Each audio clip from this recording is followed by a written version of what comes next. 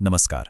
आज हम भारत की एक ऐसी अमर गाथा की बात करने वाले हैं जिसमें एक सम्राट की वीरता है, उसका सम्मान है और एक ऐसा अविश्वसनीय कौशल है जिसने इतिहास का रुख ही मोड़ दिया। तो बस इसी दमदार सोच के साथ चलिए उस महागाथा में उतरते हैं जो पीढ़ियों से हमारे दिलों में जिंदा है। ये सिर्फ एक कहानी नहीं बल्कि एक जज्बे की मिसाल है।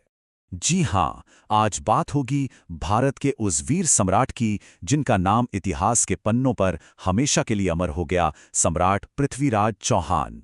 तो कहानी की शुरुआत होती है एक बहुत ही असाधारण घटना से। एक ऐसी घटना जिसने बचपन में ही ये तय कर दिया था कि वो कोई आम इंसान नहीं है। कहा जाता है कि जब वो महज 13 साल के थे, उन्होंने कुछ ऐसा कर दिखाया था जिसके बारे में सोचना भी मुश्किल है। बिना किसी हथियार के उन्होंने एक शेर का जबड़ा अपने हाथों से फाड़ दिया था। ये उनकी बेहिसाब ताकत का पहला सबूत था। लेकिन उनकी असली ताकत सिर्फ शारीरिक बल नहीं था। उनकी असली पहचान थी एक अनोखी कला में, शब्दभेदी बाण।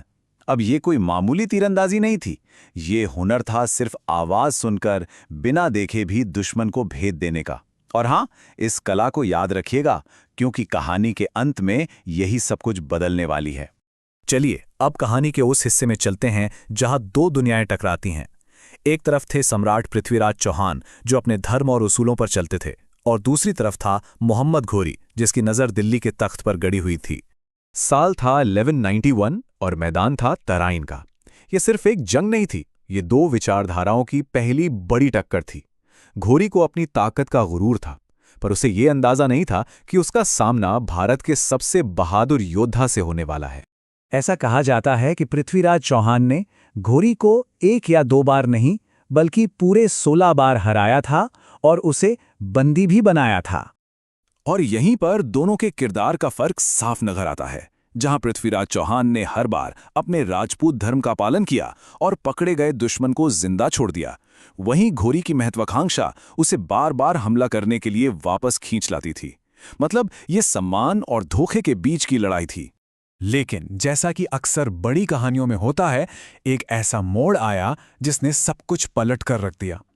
ये कहानी का वो हिस्सा है जहां एक नायक को सबसे बड़े धोखे का सामना करना पड़ा। ठीक अगले ही साल 1192 में पासा पलट गया, पर यह जीत बहादुरी से नहीं बल्कि धोखे से हासिल की गई थी। घोरी ने सम्राट पृथ्वीराज को धोखे से बंदी बना लिया। ये एक ऐसी जीत थी जिसमें कोई सम्मान नहीं था, और बंदी बनाने के बाद जो किया गया वो क्रूरता की सारी हदें पार कर गया। उनकी आंखों में गरम सलाखें डाल दी गईं और उन्हें हमेशा के लिए अंधा कर दिया गया। ये किसी भी हीरो की कहानी का सबसे अंधेरा पल हो सकता है। लेकिन जैसा कि कहते हैं, दुश्मन एक बात भूल गया था कि सम्राट की असली ताकत उनकी आंखों में नहीं, उनके हुनर में थी। उनकी सबसे बड़ी शक्ति तो अभी भी उनके पास ही थी। और अब हम पहुंचते हैं कहानी की उस आखिरी सबसे रोमांचक मोड़ पर जहां एक बंदी राजा अपनी आखिरी लड़ाई लड़ने वाला था। सीन है गंजनी में मोहम्मद घोरी का दरबार। अंधे सम्राट पृथ्वीराज को जंजीरों में जकड़कर सबके सामने लाया गया, उनका मजाक उड़ाने के लिए, उन्हें नीचा दिखाने के लिए। और तभी उनके दोस्त और राजकवि चंद्रवरदाई ने ये दोहा पढ़ा। पहली बार सुनने में ये सिर्फ एक कविता लगती है ना, पर यह एक गुप्त संदेश था। इन लाइनों में घोरी के बैठने की एकदम सटीक दूरी और ऊंचाई छिपी थी जिसे सिर्फ और सिर्फ पृथ्वीराज ही समझ सकते थे।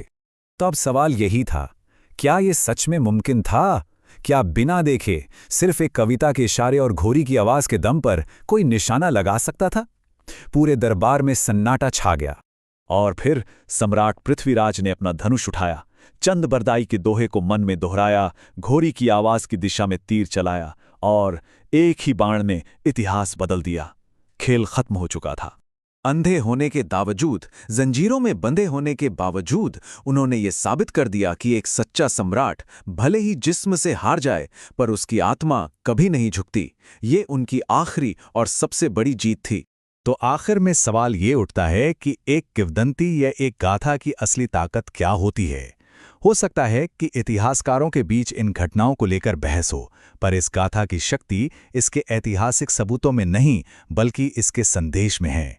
यह हमें याद दिलाती है कि सबसे बुरे हालातों में भी सम्मान और हिम्मत की आत्मा कभी नहीं मरती, और शायद इसीलिए कहानियां इतिहास से भी ज्यादा अमर हो जाती हैं।